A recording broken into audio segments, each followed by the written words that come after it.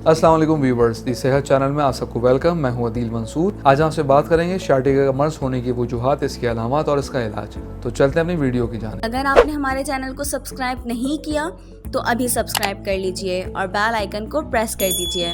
Viewers, शार्टिका का दर्द मामूली से लेकर शदीद तक भी हो सकता है। अक्सर इस शदीद दर्द की वजह से आप अपने रोजमर्रा के कामों को करने से कासिर हो जाते हैं। हत्ता कि कुछ लोगों में ये दर्द इतना शिद्दत से होता है कि वो बिस्तर के होकर रह जाते हैं, लेकिन इसके बावजूद ये दर्द फिर से हो सकता है अगर आप एहतियात ना करें।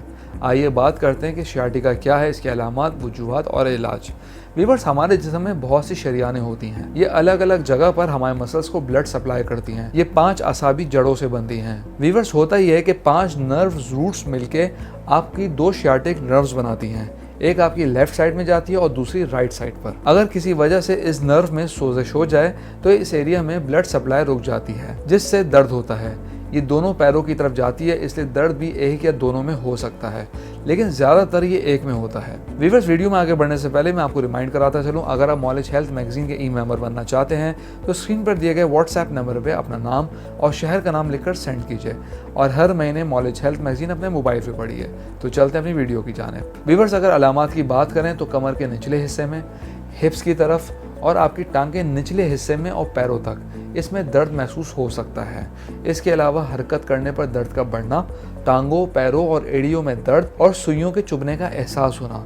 इसके अलावा मसाने और आंतों के कंट्रोल में कमी, थाइज में दर्द का महसूस होना और हल्के दर्द से तेज दर्द भी हो सकता है। इसके अलावा पैरों में कमजोरी, जलन और भारीपन महसूस होना।